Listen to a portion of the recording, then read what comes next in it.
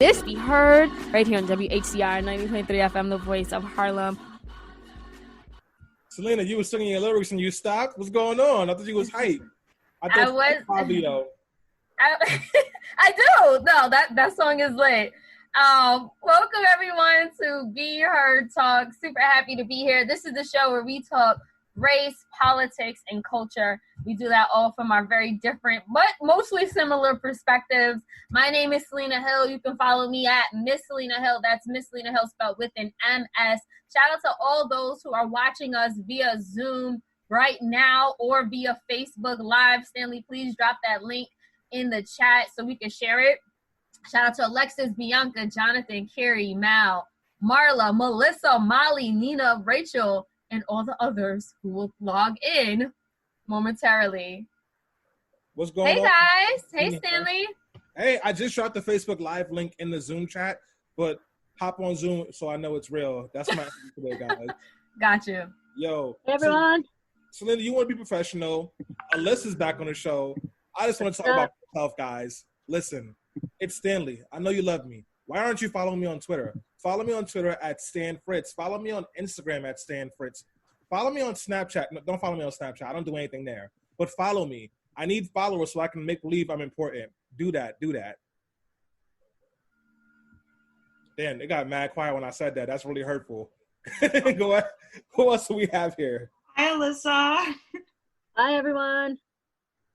Welcome back to the show. You gonna tell us a little something? How can we stalk you? What's up? It's my first time.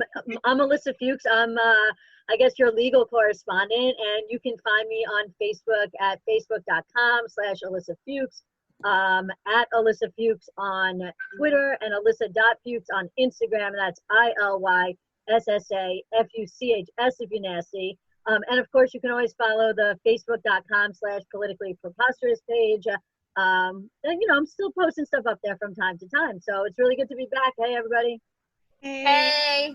I'm really happy to meet you, Alyssa, because we talk about you a lot, especially your perspectives. So it's exciting for me today. I love it. I just for those who are new to the show, back when we were called Let Your Voice Be Heard, Alyssa was our longtime first legal correspondent, then co-host for 4 years, back when we were all outside, lo and behold. So we're super happy to have her back. But yeah, let's throw it to Tammy. How's it going? Love the natural hair. What's up, y'all? I'm Tammy David, Be Heard's problematic fave.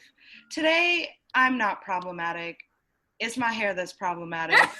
She won't behave. And you know what? After this, I'm going to have to get that Jane Carter solution, and I'm going to have to get to work. But before that, let's start our show with the news roundup, which is where we talk about the latest in news, hip-hop, media, and tell you all the stories that I know for a fact you dying to hear.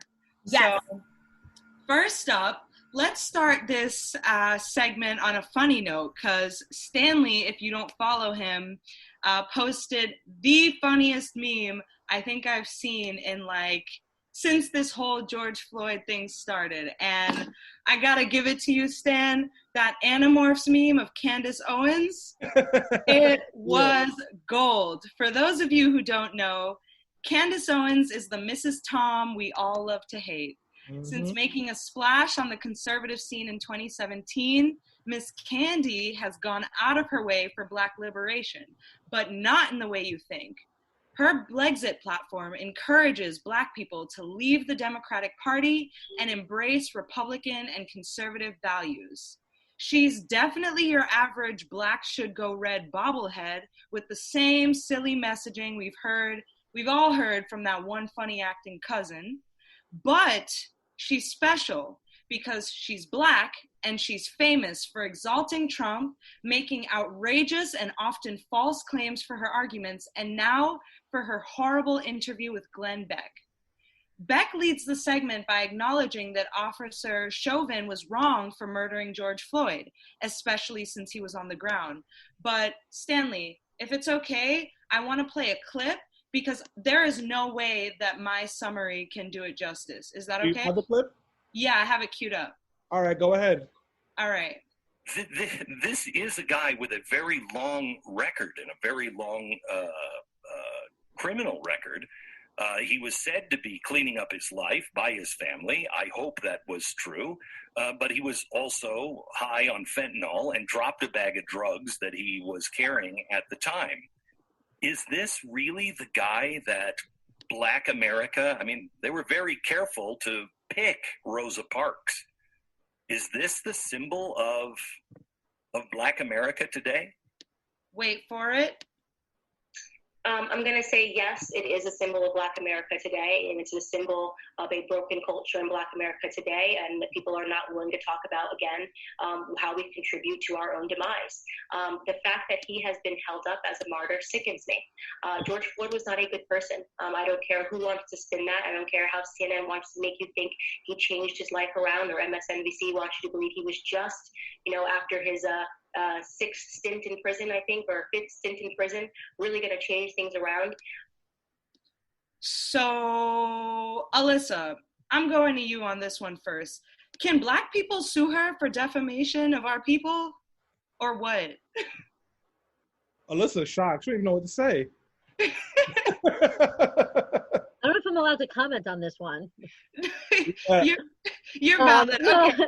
I'm sorry. I was having a little sound problem. I mean, listen, it's like, I don't know. Conservatives have drank the Kool-Aid.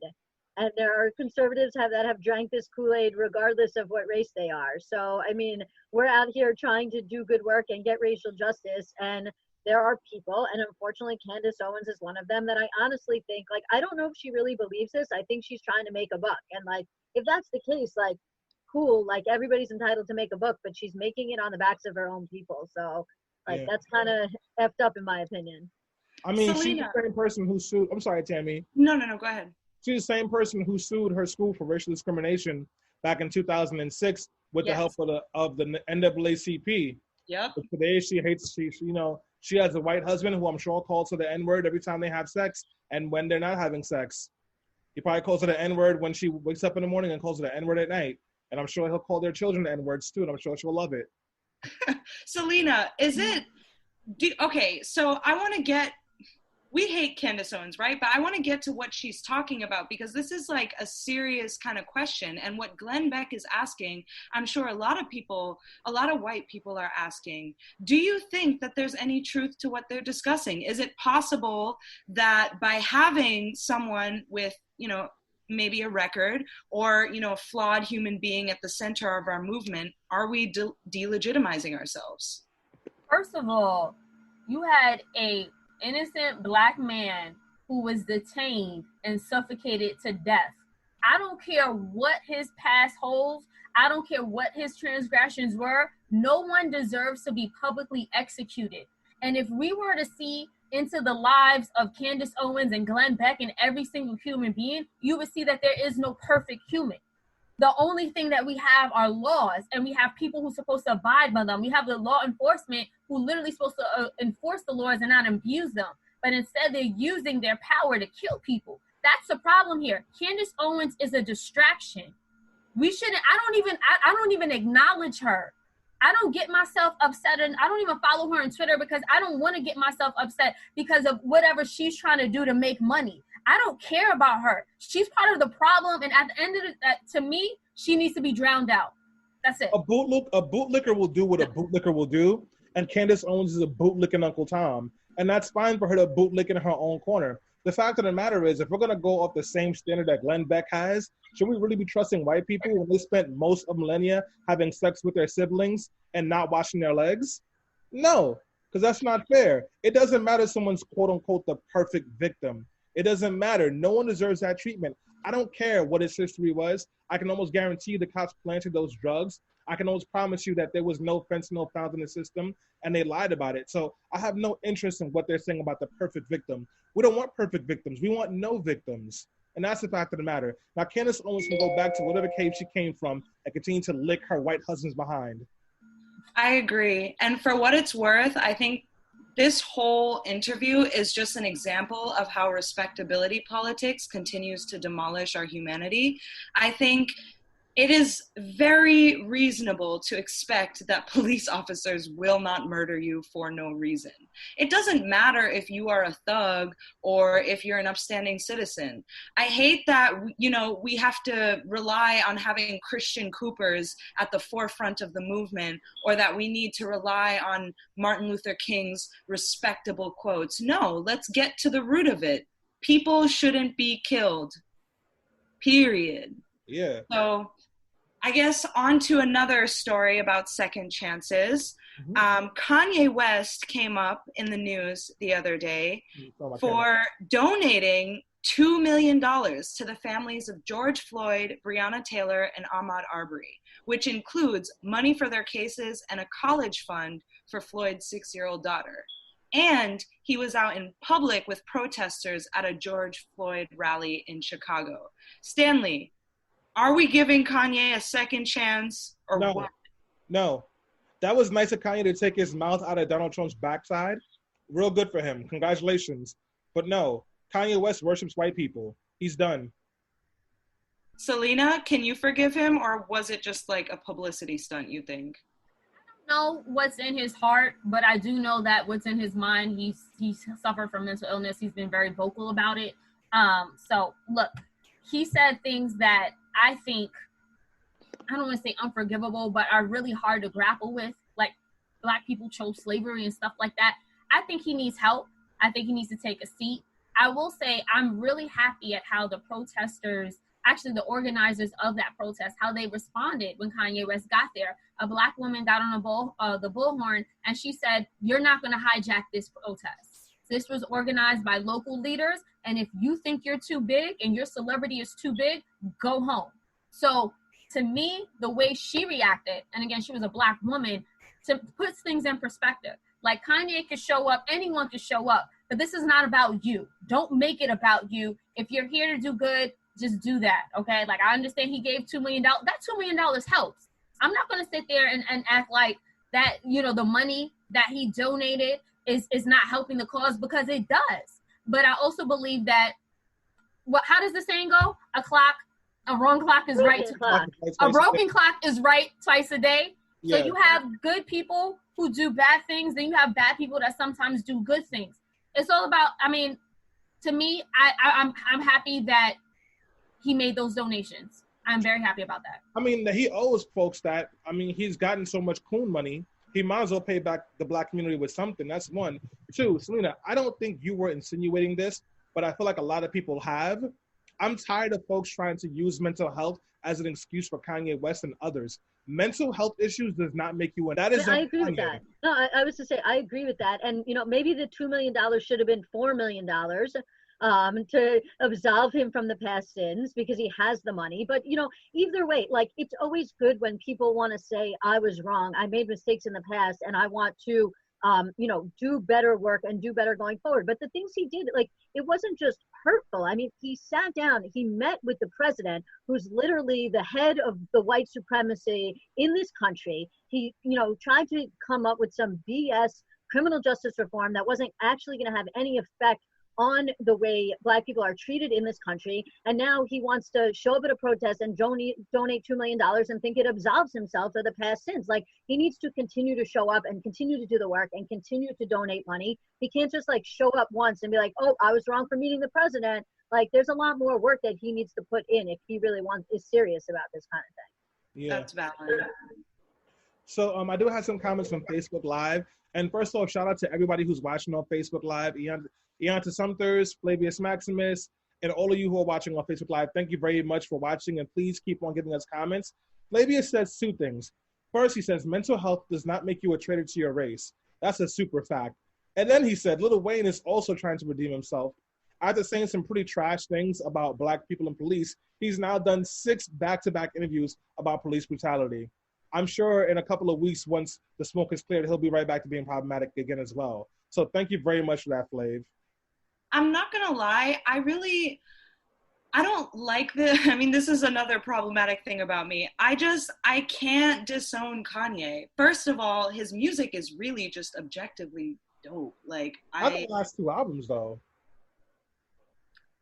Old Kanye.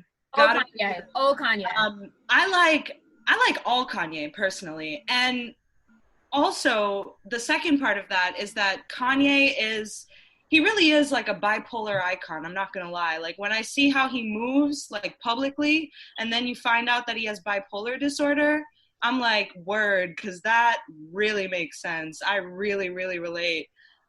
In one of his albums, I forget which one it is. It's the one with Yikes on it and All In. You know, he literally writes a song about like what it's like to be bipolar and like how he feel like it was like a stream of consciousness almost as like being in an episode, and that song like really solidified to me that I gotta forgive my boy. I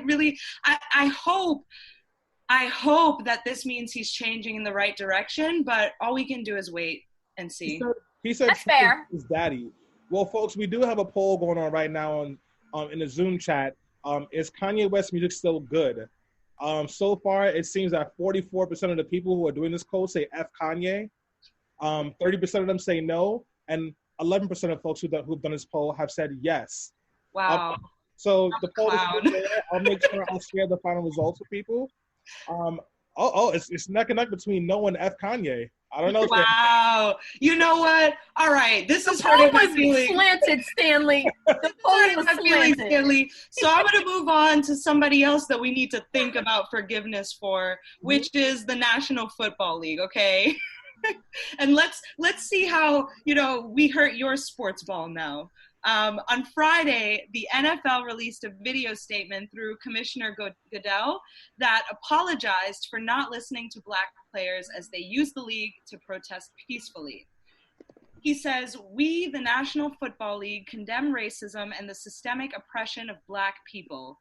We, the NFL, admit we were wrong for not listening to NFL players earlier and encourage all to speak out and peacefully protest. We, the NFL, believe Black lives matter," like he said it, y'all. Then he admits that without Black players, and this is a quote, there would be no National Football League. Well, yeah, because 90% of the players. He told us that he's been protesting, promised that the NFL is listening, and said that he will be reaching out to players who have raised their voices and others on how they can improve and go forward for a better and more united NFL family. Well, Tammy, I know you have a question, but I have another poll. So yes, I love the polls today. Let's go. So I just want to launch this new poll. This is a very objective NFL poll, so please try to give a fair answer. If you're on Zoom, you'll see the poll. If you're not on Zoom, we will share the poll results shortly. We just want to give folks a chance to vote. Shout out to Evan Mashinardi, who's also watching on Facebook Live. Can I jump in on this one? I'm assuming, Stanley, that you're not ready to uncancel the NFL, or are you just waiting, like people on Twitter are, until Cap gets his job back? Well, Tammy, let me vote. My goodness. How am I supposed to give an answer without my vote? I think everyone has voted now, so I'm going to share the results. I also voted. I picked D, all of the above. So I'll share those results for folks. Amazing. So if you're watching on Facebook Live, as you can see, we did a poll. 90% of the people said F the NFL and pay Colin Kaepernick. Yes. As it should be. Yes. Jackie's I'm sorry, Tammy, go ahead. So, Selena, the NFL is just one of many companies and brands right now issuing Black Lives Matter statements. So, do you think that this is sincere and that they really do feel bad, or is it a ploy for publicity, like a bandwagon ploy? The NFL revealed who they are years ago when they fired Colin Kaepernick for peacefully protesting while kneeling. And they've been unapologetic since then. I do think that a number of companies are realizing the power of the Black dollar and the power of Black workers. I don't know if they think Black lives matter, but they think our money matters. And they know that without our labor, their companies will not be sustained. So, yeah, they're taking steps to try to rectify. Time will tell. I think that for most people, we want Colin Kaepernick to have his job back. He's been blackballed and he deserves a job. So, that's, if they really want to make a reckoning, that's what they need to do. They know that. Stop denying the issue and give him a job. No, wow. Cap was not fired. he opted out of his contract. Now, granted, it was a mutual No, I agreement. said he was blackballed. He is blackballed, but he didn't get fired. He opted out of his contract. It was a mutual agreement between him and the Niners, but he did opt out. Here's the thing, like the NFL, I agree with everything Selena says, but it goes beyond that because the NFL like inherently does not value Black lives. And this is not even just about Kaepernick or the protests. It's about the CTE issue, which I bring up over and over again every time we talk about the NFL. They know, and the NFL has known for a long time, that you have a league that's predominantly made up of Black players that is working for predominantly white owned teams. I think 90+% of NFL teams are owned by white people. And you have men, all Black men, almost all Black men that are dying early deaths or getting seriously ill from this issue caused by playing football. And over again, we keep asking the NFL to address it, among other things, and they don't address it. And it continues and it goes on and on and on. So, you know, at the end of the day, yes, we want Kaepernick to get his job back. Yes, I mean, I don't think like Roger Goodell's statement to me is just platitudes of like jumping on a bandwagon. If the NFL really like actually valued Black lives, then they would do something about the medical issue that's affecting 90% of Black men that play for the NFL or have played for the NFL. That's valid, but we know they don't care. They don't care, and we know that. They should, like Selena said, they've shown us a long time ago who they are.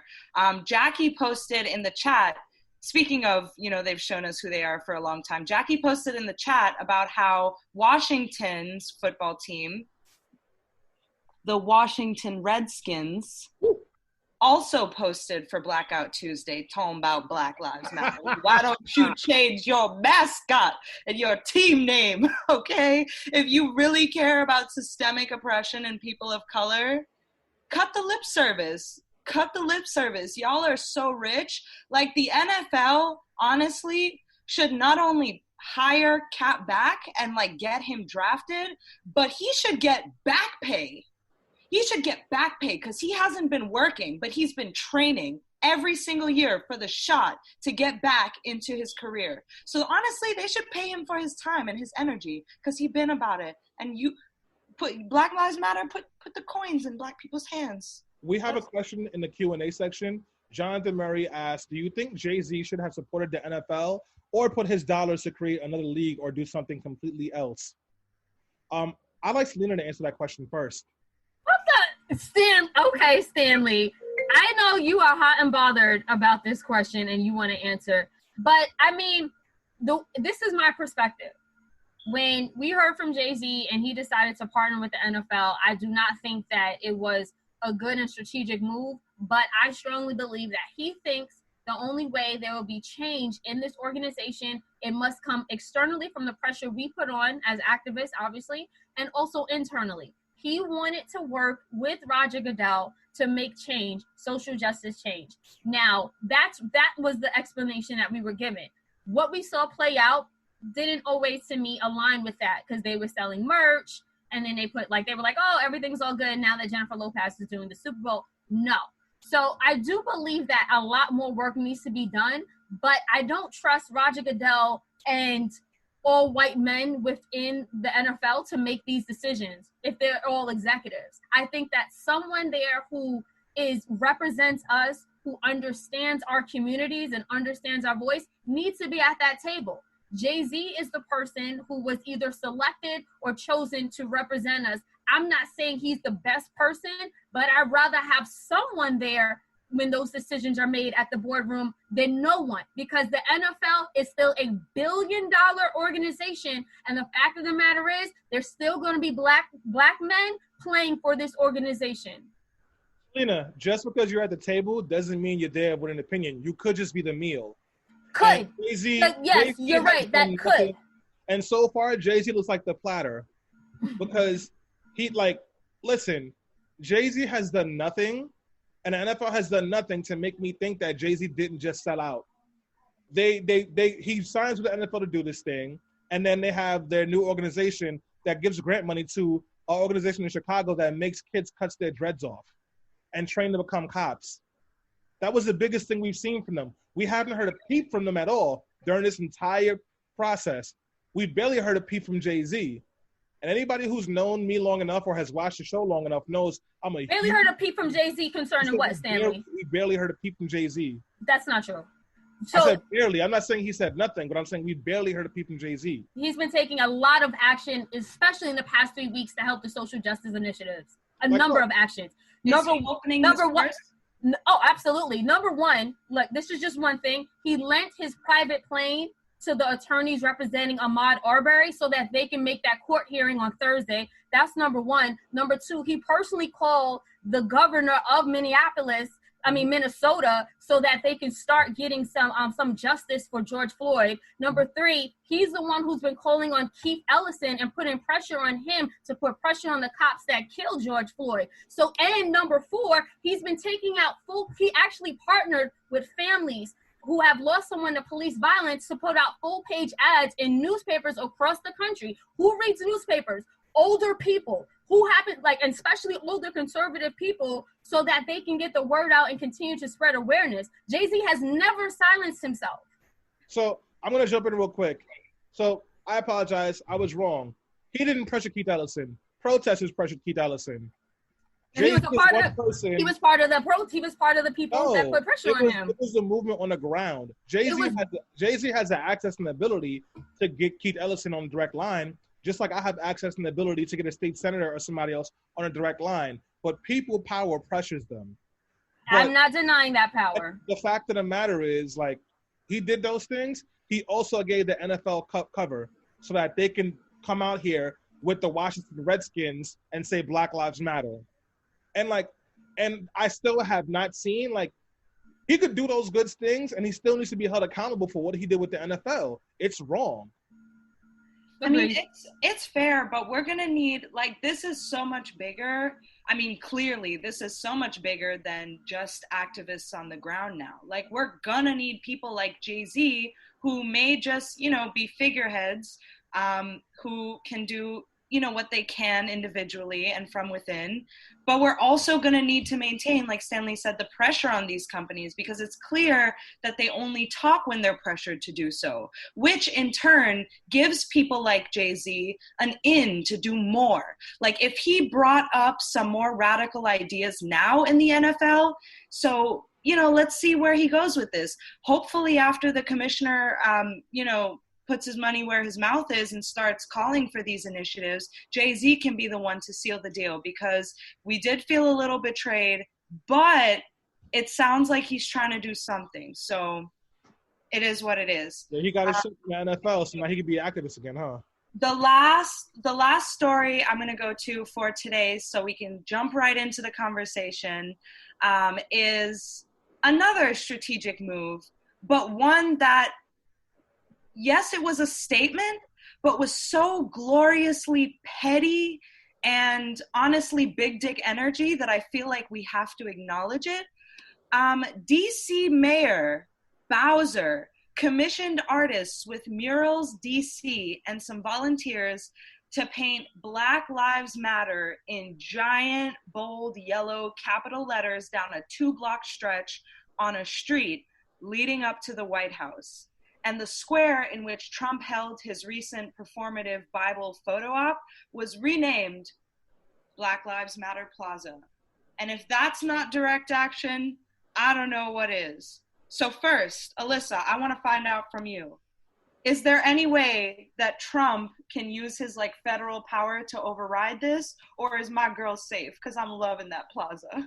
So my understanding is that the way DC is set up, some of it is federal land, in which case Trump could override it, but the rest of it is not federal land. It's actually District of Columbia property, which means it's operated by the mayor. So if this is truly actually on DC proper, then this is not something that I can see Trump overriding. That said, I haven't been able to verify this directly, so maybe if somebody could, but a friend of mine who's a big activist within this movement posted something the other day that really caught my eye, that the mayor actually looked to increase the police budget last year by $19 million. So, gestures are nice and all, and it's always fun to see people trolling the president, and that should continue. But if it's correct that the DC mayor did ask for $19 million more for the police in DC, then that is extremely problematic. And it's, we shouldn't just be going, oh, this is great. These are gestures. We love that the street was painted. We should all still be asking, why is all this money going to the police department? Oh, that's super weird. I didn't know that she was like funding, that she's not pro defunding the police. My understanding is she's not, and that she actually asked for an increase of money to go to the police last year. Has she changed her position? I'm not sure. I haven't heard anything. I haven't actually been able to verify the $19 million number explicitly, but in my research that I've done, there definitely was a budget request made last year to request additional money for the DC Police Department. Stanley, you're in politics. You got any connects in DC that can put their foot on her neck? I don't know, maybe. But I think we need to have a conversation about defunding the police. I agree with it 100%, but I don't think people understand what that means, which is fair because it's new for a lot of people who have not been doing prison abolition work for a long time. It's new, but it's not as simple as defunding the police. It's about where the money will go and what we replace the police with. And that's a conversation that just can't happen overnight. So I just want to flag that for folks. On that note, I'm going to pass it to Selena for final comments, and then maybe we can start this riveting conversation. Yeah. So when I saw how DC mayor, who is a Black woman as that, was trolling President Trump, I was all for her. Like, I love the fact that she made such a big and bold statement a day before thousands of people swarmed DC for a huge protest, a Black Lives Matter rally and protest. However, the Black Lives Matter chapter of DC actually called out the mayor. They called this action for a performative, basically an empty gesture. I forget the exact term that they used, but they said that this mayor has fallen on the wrong side of history when it comes to policing and actually putting the changes in place that would protect Black lives. So yes, I love the gesture, but we need to take it a step further. And the mayor of DC has a lot of power to do that. So I'm hoping that in addition to trolling President Trump, she would take those measures. That makes me sad to hear because I admit I don't, look into DC politics a lot. So I was just like, I Googled her name. I saw it was a Black woman and I was like, yes, queen, are you on the team? But it turns out that everyone these days is just making empty statements. I hope that, this movement isn't quelled because the masses think, oh, brands are speaking up, politicians are speaking up. It means that they recognize the problem. We can go back in our houses. Let's hope that people keep the pressure so that these little gestures become actual policies within companies, within government, all that. Yeah, and just to clarify my statement, it's nuanced. Yeah. I think it's perfectly okay to like that the Black Lives Matter painting and the fact that they renamed the plaza. However, I'm someone who says, okay, let's take it a step further.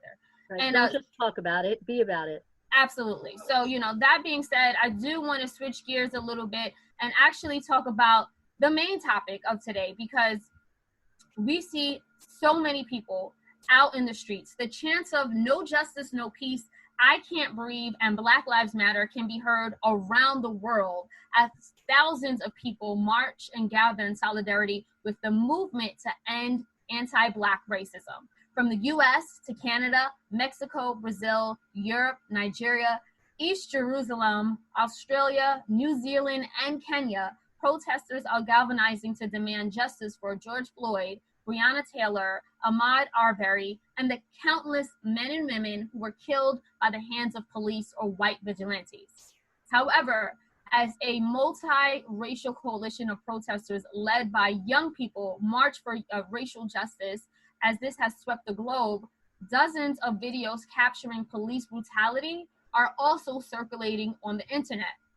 From Minnesota to New York, Texas, and California, police officers have demonstrated just how problematic law enforcement is in the U.S. We've seen videos of an NYPD officers at that in an SUV drive through a crowd of protesters in Brooklyn. There's video of police officers violently shoving a woman to the ground during a demonstration who, as a result, suffered from a seizure and a concussion.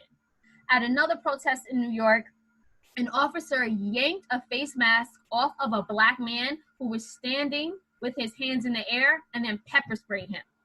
In Buffalo, New York, 2 officers shoved a 75-year-old man to the ground.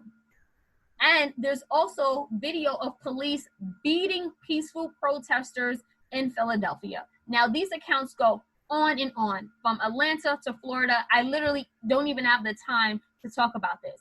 But however, all they're doing is furthering the fuel to call to end police violence and ultimately dismantle the entire system of white supremacy. So in today's episode of Be Heard Talk, we're going to talk about the audacious goal of dismantling structural racism and the role that we all play in this fight. And I want to start this conversation by first defining structural racism, which is the normalization and legitimization of an array of dynamics that includes history, culture, institution, and interpersonal interactions that routinely advantage white people. It's a system of hierarchy and inequality that characterizes white supremacy as white people, as peripheral, and everyone else as non, and that includes, Latino people, Asian, Native Americans, all people of color. So essentially, structural racism encompasses the entire system of white supremacy, and which is diffused and infused in all aspects of our society. Big difference between individual racism, which is, okay, you've heard, maybe you've heard someone say a racist joke. You've heard them use the N-word. That person is individually racist. We're talking about institutionalized racism.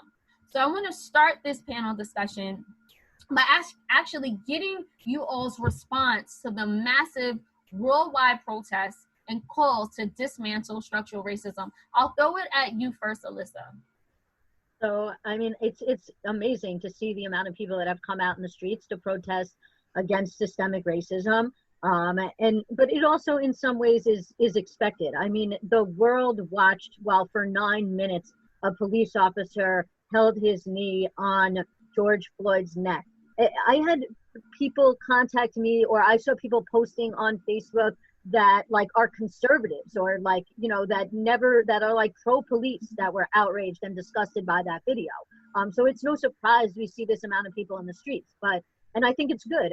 But I think that the next part of that is that we have to figure out how to take that kind of energy and use it to get into really making the kind of systemic changes that we need to make in this country and around the world to combat systemic racism. Absolutely. Tammy, what is your reaction to just the world's reaction? Do you find it encouraging at all? I feel really weird about it.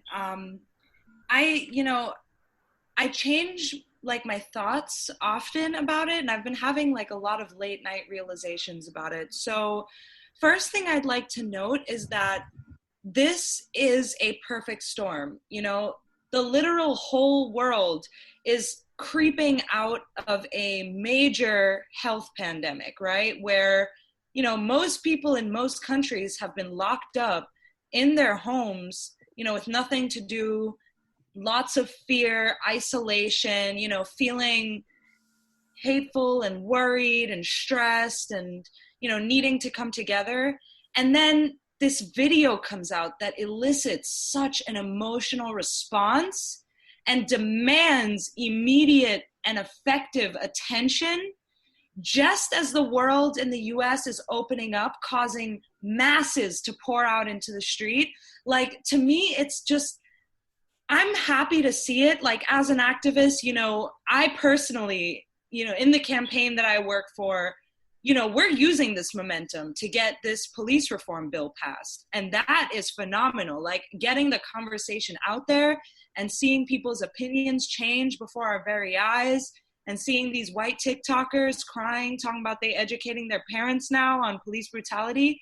That's amazing. But also, I have deep fear and deep worry about the world's reactions to it.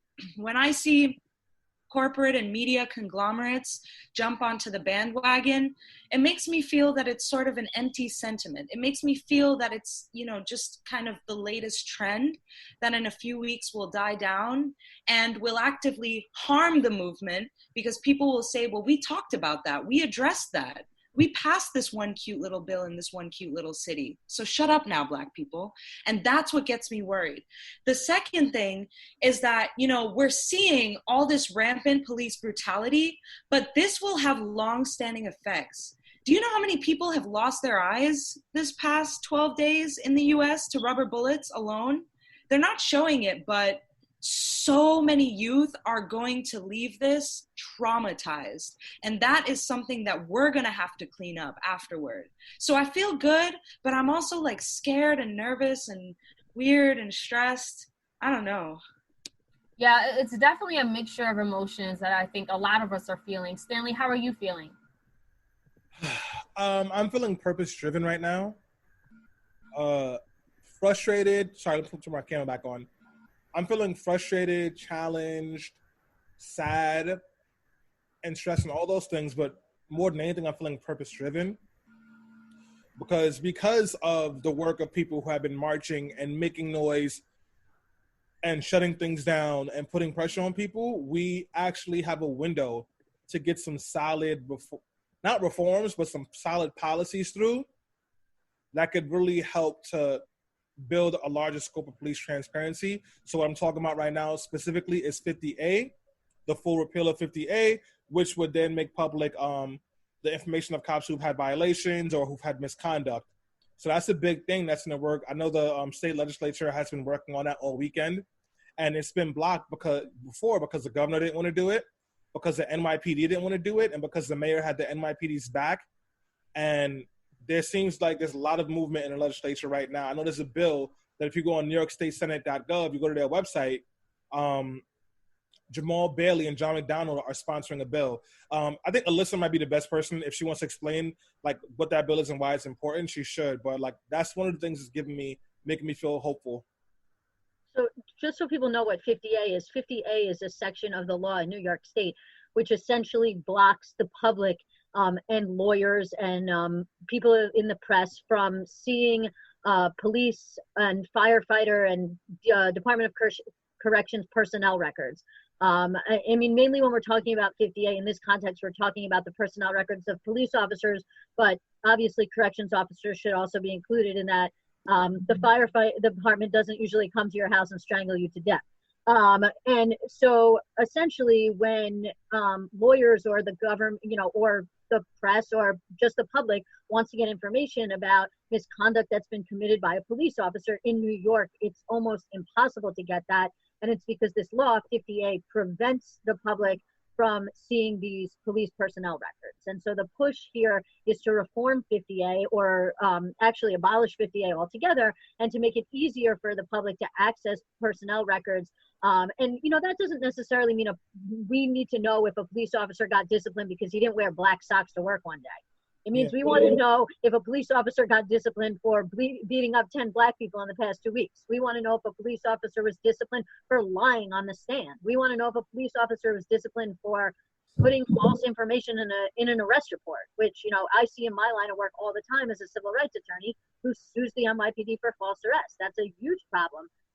And we don't know when we bring a lawsuit how many officers or how many times this officer may have done that kind of misconduct in the past. And it's not just the kind of misconduct where you lay on somebody's neck or, shoot somebody and kill them when they're unarmed. It's the kind of misconduct where people go to jail for 24 hours, 48 hours, 5 days, 10 days, 2 years because a police officer lied on a police report. And if they've done it once, they're going to do it again. And we don't know about it because 58 blocks us from finding out what it is. Yeah, thank you so much, Alyssa, for giving us a broader perspective of why 50A is so important. I do think that it is, I don't want to say a small step because it would have huge consequences, but I do think that there's a larger call to defund police across the country altogether. And that also plays a really big role in dismantling structural racism. So let's talk about that. Let's talk about how, like, in addition to 50A, communities around the country are saying defund police, especially in LA. They just cut, in LA, they just promised not to give LAPD millions of dollars more in the budget, but instead to redirect that funding towards programs and support for communities of color. Tammy, I'll throw it at you first. What does it mean to defund the police, and why is that so important in the fight against racism? So when people hear defund the police, I think the knee-jerk reaction is, well, who's going to help with crime? The thing that people need to understand, and this is coming directly from a former chief of police in Dallas, is the police get thrown stuff all the time that they are not capable of dealing with, right? We just kind of assume that because they out in these streets, they are our problem solvers. And it's time for us to reevaluate what the police's role is in society. So defunding the police isn't necessarily about stripping it of all its money and power and then kind of saying like, you know, go do what you need to do, but we're not going to give you anything. Defunding the police is strategically changing the budget and replacing it with other professionals and community leaders who are better suited for certain jobs. For example, the NYPD has a $6 billion budget, right? A lot of that money goes to officers who are in Black and brown schools for security. A lot of educators, as well as education activists, argue that this is harmful for Black and brown students. And instead, that money should go towards guidance counselors, social workers, and others who could help kids alleviate issues that might cause them to act out otherwise. Another good example is how the NYPD has tons of riot gear that we see out in the streets. Yet New York State could not afford to give our healthcare workers the right PPE during the pandemic. That money can be reallocated. Now, looking at all of the things that the NYPD is charged to do, right? They have to solve homicide, they have to maintain order in the streets, they have to be up in the schools, they have to host events for kids, they have to be out in the courts playing basketball with the kids. None of that is necessarily the job of a police officer, or should be. And community activists are calling for a defund to really reevaluate how that money could go back into community leaders whose role those things actually are. Yeah, thank you. Thank you so much for that, Tammy. Stanley, Tammy just gave a great job, a great breakdown of what defunding the police looks like and why it would be effective and an effective improvement for communities of color. You talked about it earlier in this segment as well, in the show. How does defunding the police play into the larger goal to actually get rid of white supremacy, dismantle structural racism? Well, it's like most pieces of policy. It doesn't solve the problem. It's about harm reduction and like creating more space to help shift the worldview. And if folks are wondering about what defunding the police would look like, I just pasted into the Zoom chat a letter that the New York City Comptroller Scott Stringer sent to the mayor's office with a proposal of cutting the police department by $1.1 billion. So if you look in that document, it shows all the places where you can cut the police and it doesn't even actually impact policing. The police has $6 billion that we know of. Then they have another budget that no one even knows how much money they have in there or what they spend it on. And then they have an entire budget just for PR. So every time a cop punches you in the face, there's a new commercial with a cop giving Andre a hot dog and smiling with some music in the background. They have a budget for that. There are budget things. Last year, the NYPD spent $728 million on overtime for police officers. So there's a lot of places where you can make cuts at right now that would impact that. And as far as like dealing with the overall idea of racism, you really do need to we need to have a larger conversation about what we're really looking for, because the police as they are now are not helpful and we need to abolish them. So you need to ask the question of like, what does safety actually look like? What gets us there? And what do we need? Because the police as they are were meant to catch slaves. They're there to protect property. They're there to protect the interests of those who are rich. In New York, they were there to watch out for Irish people and for Black people. That's what they started for. So we really need to start to reframe what safety looks like and what we actually need. Alyssa, where do you stand in the discussions about police? Can police be reformed? Do they need to be replaced, or does it need to be abolished? Well, so I think that the solution is to reallocate the funds. I think that are there situations where we may, want the police where they may be necessary and like, for example, a woman gets raped. Where is she supposed to go if we don't have police? Okay, fine. We can say that there are situations where we would want the police. But I think the real big point, just to piggyback on what Tammy and Stanley were saying is that the funds are not allocated properly. I mean, just on the regular budget, the police department got almost $6 billion last year, but the Department of Homeless Services got only $2 billion. The Department of Health in New York City only got $1.7 million. So I've always said this, and I know I've said this before on the show, everything's related to everything else. If you reallocate resources in the budget and you spend more money on homeless outreach, you spend more money on mental health services, you spend more money on providing homeless people with housing, and you deal with all these social problems in a manner that does not involve police, then the only thing you really need the police for is to deal with actually responding to serious crimes, which really should be the only job that the police actually do. And just to add one more thing, when we're talking about funding, you brought up, Stanley, Scott Stringer calling for defunding the police. Scott Stringer's office, the comptroller, they're the one who pays out on these false arrest lawsuits when my office brings a lawsuit against the city. Last year, the comptroller's office paid between $230 and $260 million in false arrest and police misconduct lawsuits. So you want to talk about where all of our money as taxpayers are going. If we were actually reforming the police and not just, default to funding the police and reforming the police for what they do need to be out there doing, then our tax dollars would not be going to the tune of $230 to $260 million a year to pay out for people who have been falsely arrested, assaulted by the police, subjected to excessive force, of which 90+% are people of color who live in New York City.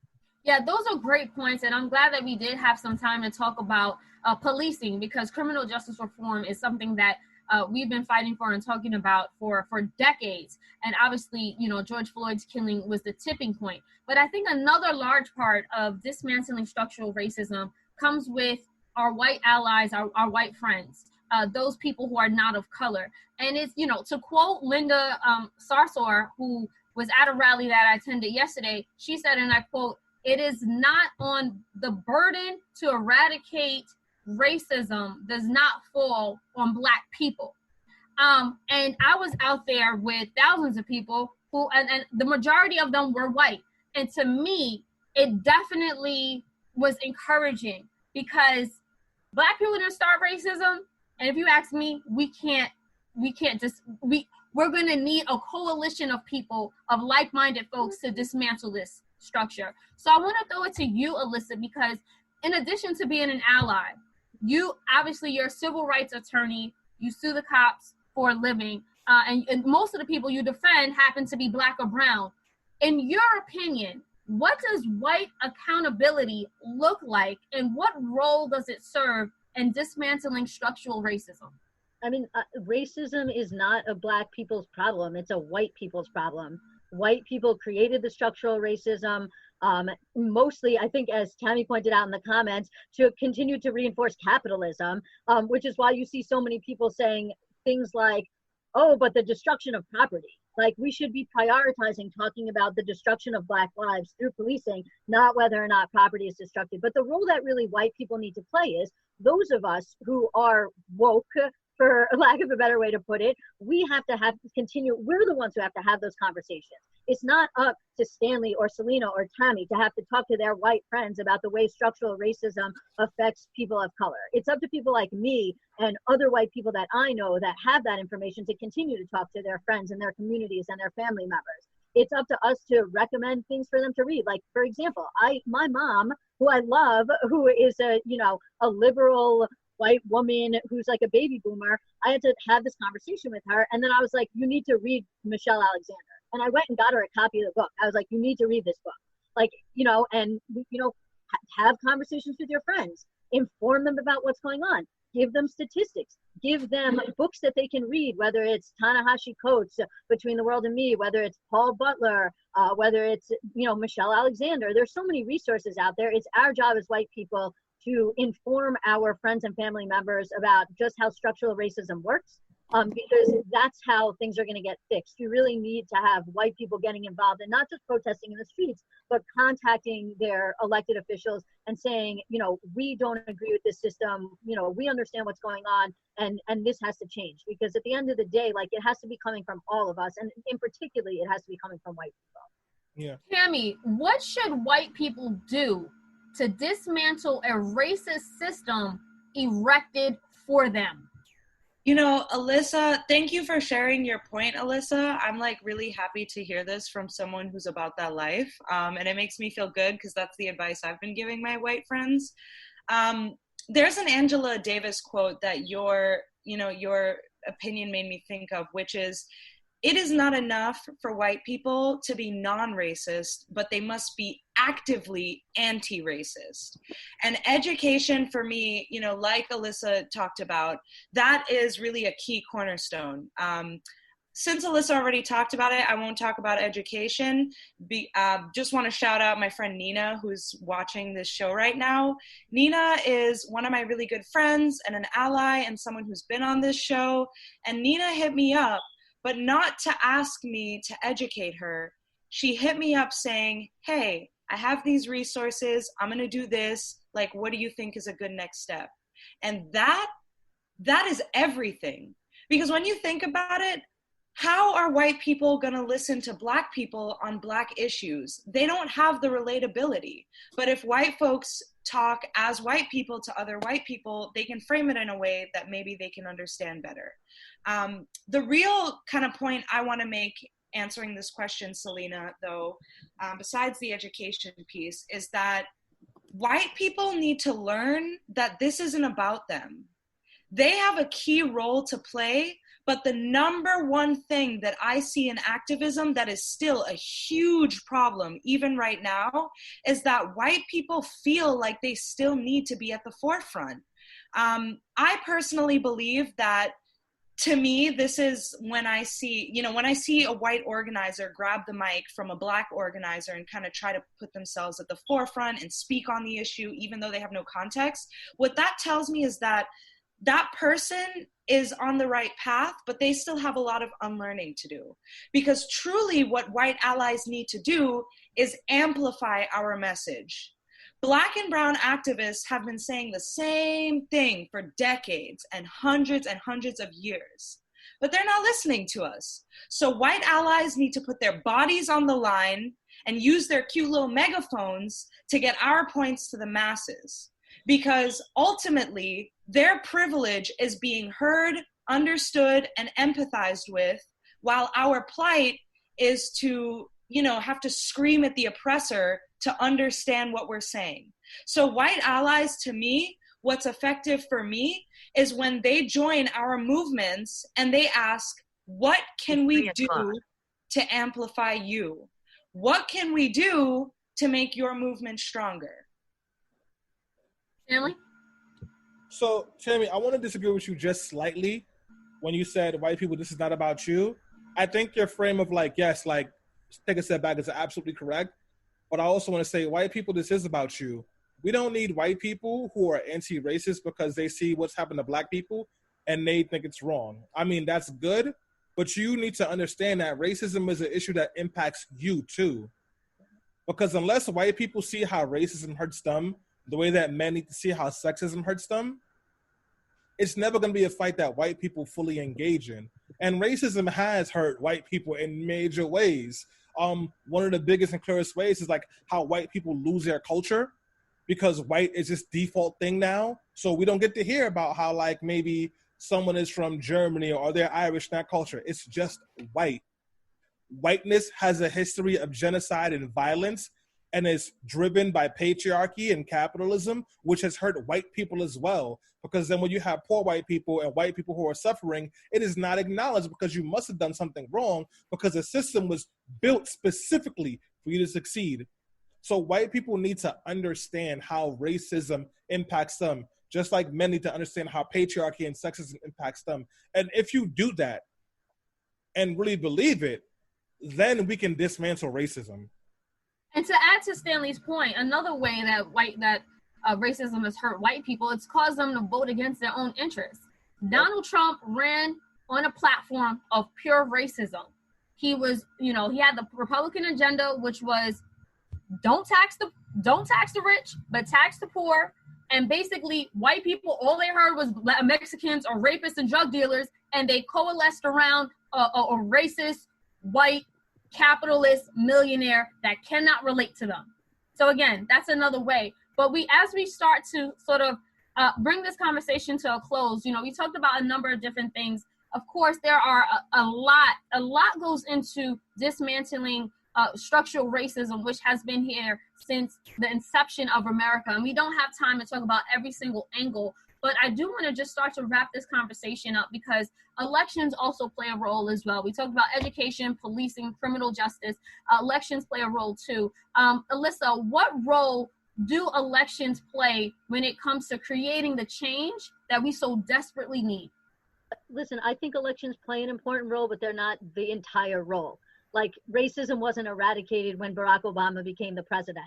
Racism is not eradicated just because there's more Black people that are elected to office.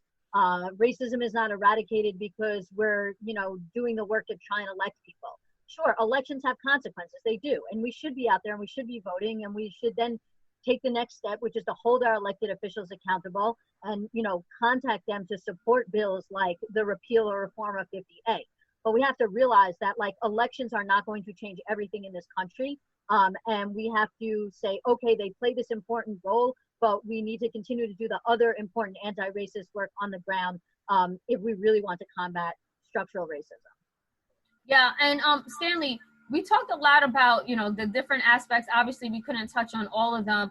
But in your opinion, what can we all do to address systemic racism and inequality and the injustices that it reaps? We all need to be working to decolonize our minds. Racism impacts all of us. We know how racism impacts white people, and white people play that crap out every single day. But between Black people and non-Black people of color, anti-Blackness and colorism is a huge thing. And it's a conversation that we have to have happen, because right now, even in the midst of all of this, what usually happens is dark-skinned Black women are pushed away from the conversation. And women in particular are pushed away from the conversation.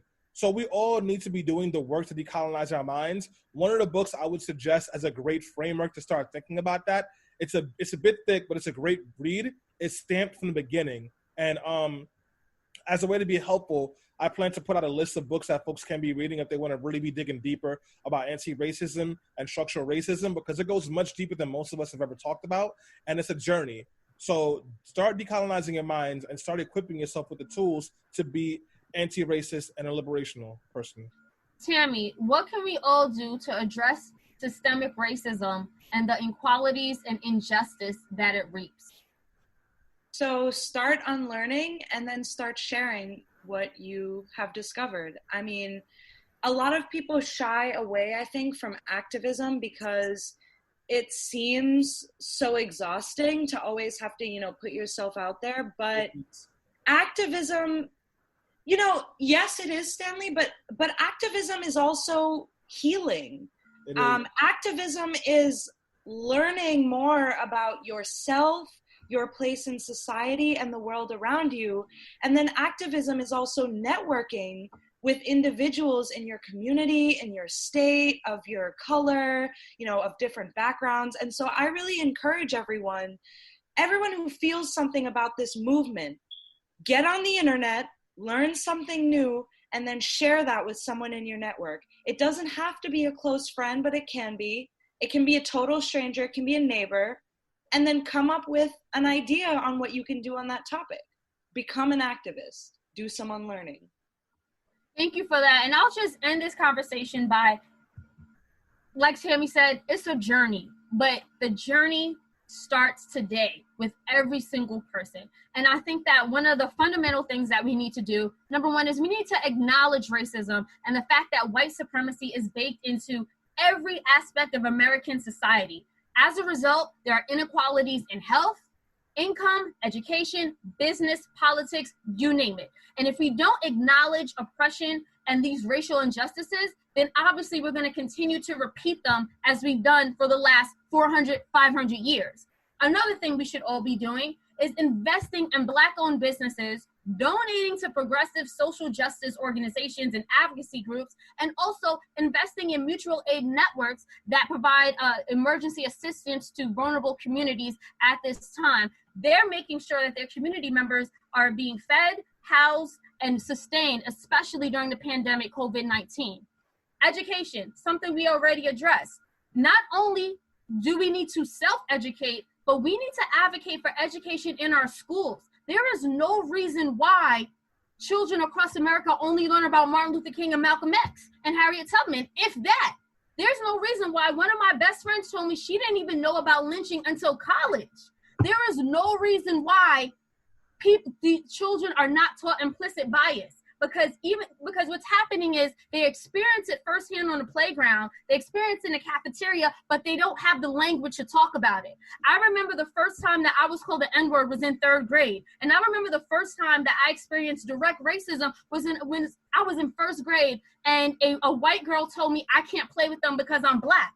And I didn't even know what that meant. I didn't know how that felt. Obviously, I had to go home and talk to my mom because the teachers aren't addressing it. We can't act like students and children aren't experiencing racism, because they are. And if they aren't experiencing racism, they're the ones who are perpetuating it. So let's acknowledge that, number one. Another thing, defunding the police. We talked about that extensively on today's show.